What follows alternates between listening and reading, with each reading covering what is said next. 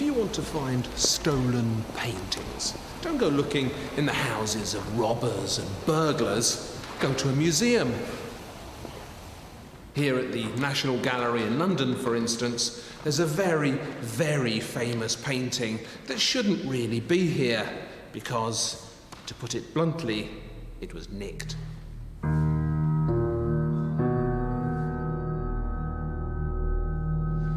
The National Gallery acquired the so-called Arnolfini marriage in 1842 from a Scottish soldier who'd fought in the Peninsular War in Spain. Before the Peninsular War, the painting belonged to the Spanish royal family. After the Peninsular War, it belonged to the Scottish soldier. You work it out. This is war booty. And if I were a member of the Spanish royal family, I'd be on the phone every day asking for it back. Because not only is this one of the world's most famous pictures, it's also one of the most gloriously mysterious.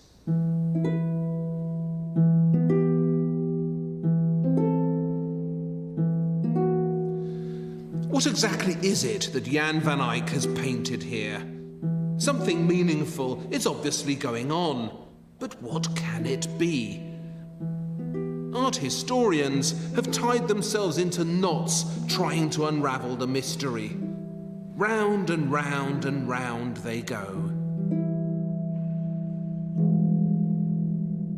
There have been hundreds of interpretations, but so successfully has this masterpiece of puzzlement confused its interpreters that the most fashionable theory currently doing the rounds is that there is no mystery to it, that it's just a portrait of Mr. and Mrs. Arnolfini, and that's it.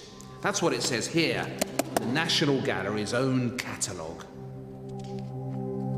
No secret setup, no mystery, no hidden meaning. But that has to be wrong. The Arnolfini marriage must have a hidden meaning. The picture's packed with symbolism, and frankly, you'd have to be blind not to notice it. Look, for instance, at this fruit here on the windowsill. It says in the catalogue that the fruit is only here to indicate that the man in the picture is wealthy.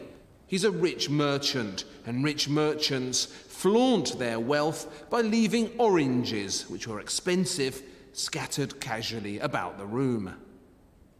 What poppycock! All you have to do to see that this fruit must have some deeper symbolic meaning is to look at other pictures by Jan van Eyck. Look what's on the windowsill of this Madonna and Child from Frankfurt.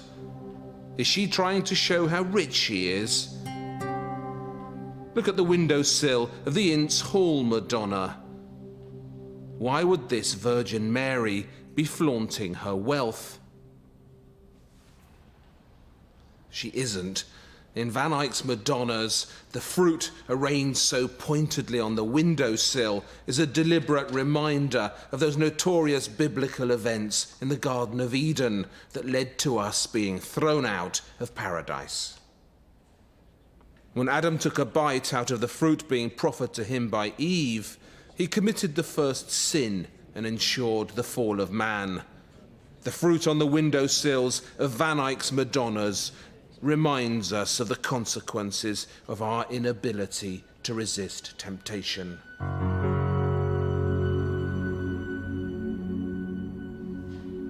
There's also a tree full of cherries visible through the window of the Arnolfini's room, and that isn't accidental either. Cherries were the traditional fruits of paradise. They represented what we've lost, what we could have had. That's why the infant Jesus is brandishing handfuls of cherries at us enthusiastically in the recently rediscovered Madonna of the Cherries by Joos van Cleve. The baby Jesus has come down to earth to atone for our sins by dying for us. And because of his ultimate sacrifice, it'll be cherries all round for us again in heaven. My point is that these cherries in the Arnolfini's garden and the fruit arranged so pointedly on the Arnolfini's windowsill is there for a reason. Everything in this busy painting is there for a reason. So let's be braver than the cataloguers of the National Gallery. Let's take the difficult path, not the easy one, and have another go at cracking the code of the Arnolfini marriage. Not much is known about the painter Jan van Eyck. We know that he worked for the Dukes of Burgundy in the 1420s, travelled here and there, and ended up in Bruges as the city's greatest artist. Bruges today is the premier tourist destination in Belgium and one of the best preserved medieval cities in Europe. But in Van Eyck's time here, the 1430s, this delightfully preserved chocolate box town was the most important trading port in Northern Europe. Bruges was international, busy, and very, very rich. In the 1430s, Bruges must have been a very cosmopolitan place. Goods were transported from all over Europe and found their way here. From the Baltic region and further out east came, for instance, furs and all sorts of animal skins. From the Mediterranean came things like spices, exotic foods, but also textile. And textile was the main business of Bruges. Among all these precious stuffs being exported from Bruges all round Europe, perhaps the most valuable of all in the long run was oil paints, which was said to have been invented here by Van Eyck himself. It wasn't true, of course. Oil painting developed gradually in various places, but it is true that Van Eyck was the first great master of the new medium, and this made him internationally famous.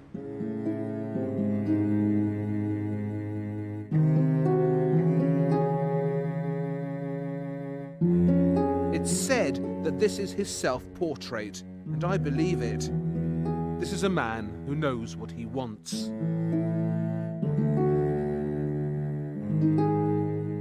The thing about oil paints is that they could achieve amazingly convincing illusionistic effects. Painters could paint things with them that looked miraculously real, and no one was better at this than Jan van Eyck. One of the reasons this stubbornly mysterious picture has proved so enduringly fascinating is because Van Eyck involves you in the action so cunningly. At the front of the picture, the mysterious couple seem to be greeting you, as if you've just entered the room and they've been waiting for you. At the back of the picture, the famous wall mirror, so perfectly painted, not only shows the back of the couple, as you'd expect, but also two more figures entering the room. It's been said that the first of these is Van Eyck himself, but surely it must also represent whoever's looking at the picture, whoever's just stepped into the room. In other words, you.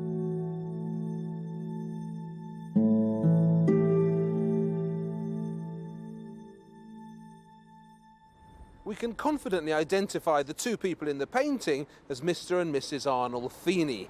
Their names appear in a couple of early documents, misspelt but still recognisable.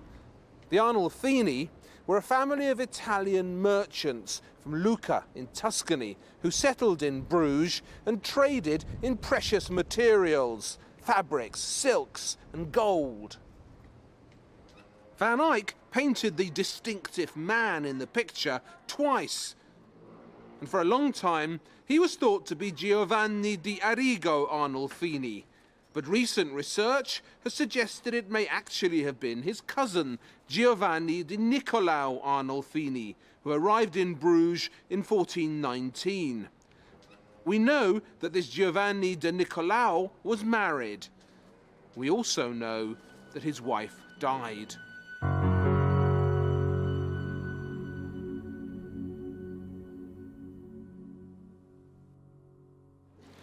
Giovanni was conspicuously prosperous, and in Bruges in the 1430s, a huge proportion of a man's wealth was tied up in his clothes. Well, he's wearing a fur-lined velvet garment known at the time as a hauk, and it seems to be made of purple crimson velvet, which would make it extraordinarily expensive. But her dress, the white fur, if indeed, as has been suspected, that the fur is the fur of the squirrel, then it's only the belly fur. And you're talking literally hundreds, if not thousands, of animals going into one of those gowns alone. And they were environmental disaster areas from our point of view. And by the end of the 15th century, the fur trade in Europe seems to more or less have wiped out the local wildlife, and they were very lucky to find the New World to go and exploit. So the Arnulfinis are dressed up to the nines in their finest finery. Why would that be? It was an art historian called Erwin Panovsky who came up with a theory in the 1930s that what Van Eyck is actually showing us is the Arnulfinis' marriage. Panovsky claimed that Van Eyck himself and the other chap you see reflected miraculously in the mirror were the two witnesses at the wedding, and that the picture was actually intended as a legal document, which is why it sports that huge Rumpold of the Bailey signature at its centre. Jan van Eyck was here.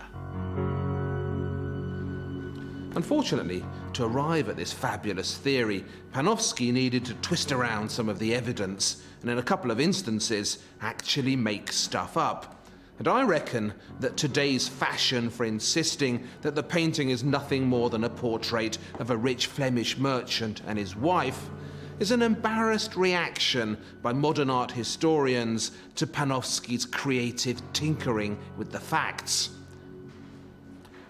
But in dismissing all of Panovsky's theories about the Arnulfini marriage, are we perhaps chucking out the baby with the bathwater? Indeed, isn't the issue of the baby the first thing that needs to be considered here? And don't tell me that there isn't a baby.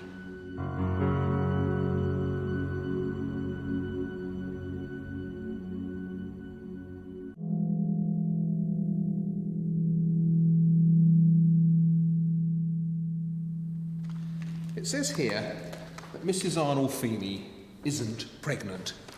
It says here that this lovely bulge in her stomach is just the way her dress was cut, a fashion of the times. Well, I don't buy that.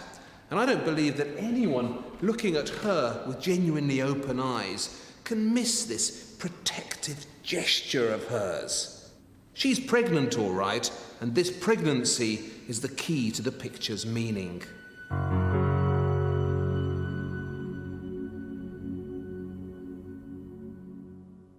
Pregnancy is such a critical and ubiquitous human condition that you'd have expected art to be packed with images of pregnant women. After all, what could be a more important family event to celebrate and record than the expected arrival of a new baby?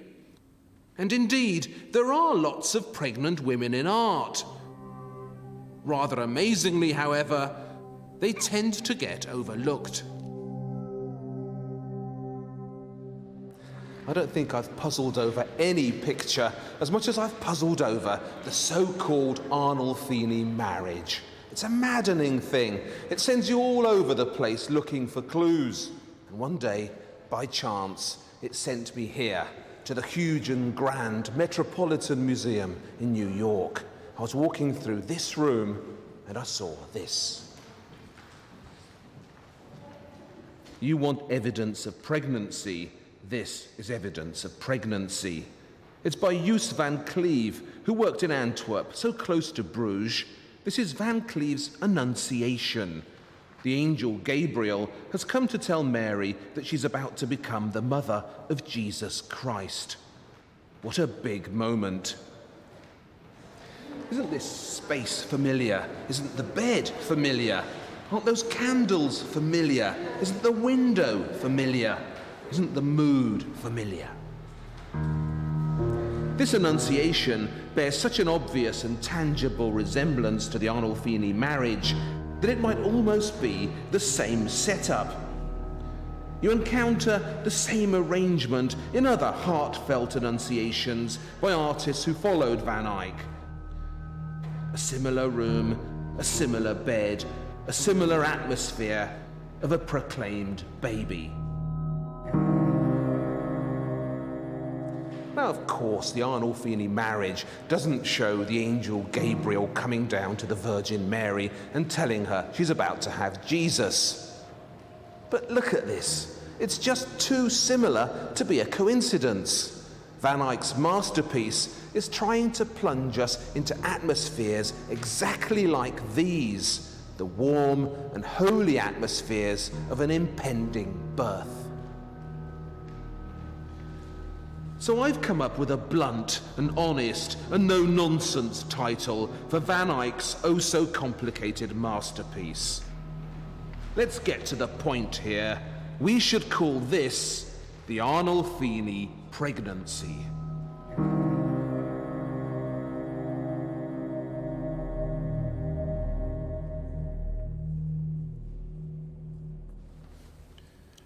This is a selection of portraits by Marcus Giretz the Younger, who worked in England in the late 1500s, but whose father was an immigrant from Bruges. It's only recently been noticed that all the women in these portraits are pregnant. Why was Marcus Giretz the Younger commissioned to paint all these pregnant women? Because birth in Giretz's day was an event brimming over with fatal significance. Pregnancy was something not only to be celebrated, but also to be feared. There was a perception that the mortality rate in childbirth was much higher, and women approached childbirth, some with a lot of anxiety.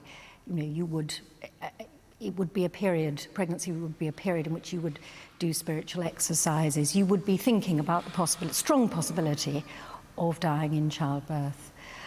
So it made me think that that might be an aspect of the portraits. If the woman died in childbirth, there would be a record, an image of her. It would take its place in the family portrait gallery. Thus, life and death are intertwined in the pregnancy portraits of Marcus Giretz, as they must somehow be intertwined in the Arnolfini marriage. A brave, free-thinking art historian thinks she's found the answer.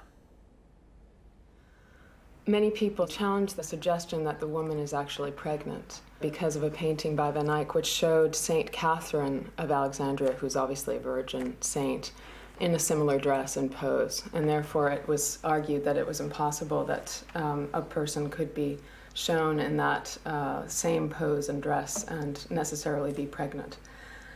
On the other hand, Saint Catherine of Alexandria was mystically married to Christ. And so therefore, it does actually make sense that they could, if not literally pregnant, perhaps a suggestion of pregnancy is intended.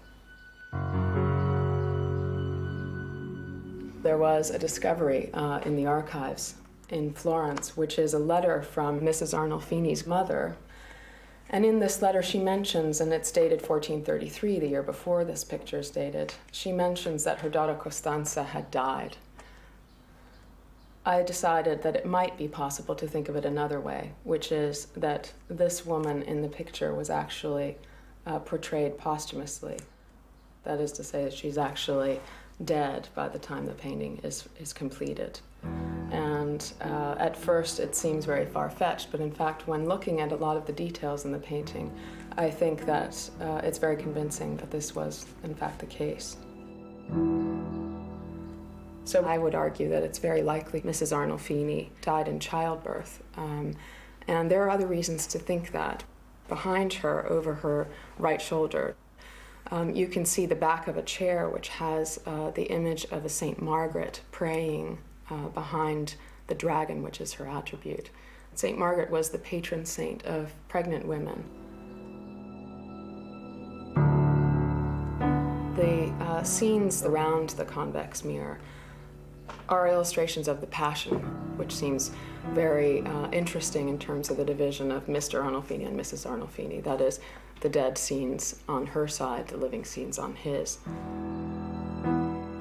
Similarly, if you look at the chandelier up above, there is again a contrast of the lit candle still on the left side where Arnolfini is, and on the right his wife stands underneath a candle that's gone out. I would argue that in light of this idea that this is a posthumous image of Mrs. Arnolfini, certain aspects of the painting that were mysterious seem much more straightforward. So Mrs. Arnolfini may have died in childbirth, and Mr. Arnolfini may have chosen to memorialize her in this poignant masterpiece by Jan van Eyck. Arnolfini presents his wife to us with that touching gesture of his, as if she were still alive. Why does he do that? Because I think the painting is trying to understand her death and the baby's death in intensely religious terms by comparing their sacrifice with the ultimate sacrifice of Jesus Christ, crucified on the cross up here in the mirror, right in the middle of the picture.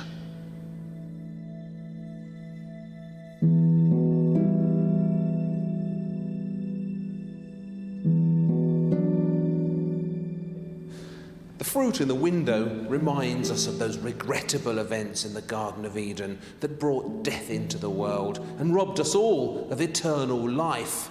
And see these funny shoes, pattens they're called. They're for wearing outdoors. You slip them over your other shoes.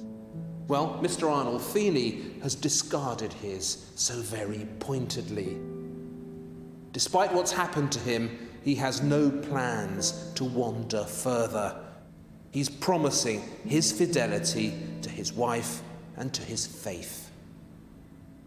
And Van Eyck, because he was a genius, manages to indicate all this with oodles of clever symbolism. But he also captures the haunting self-absorption and all that repressed sadness and even anger in the face of Mr. Arnolfini.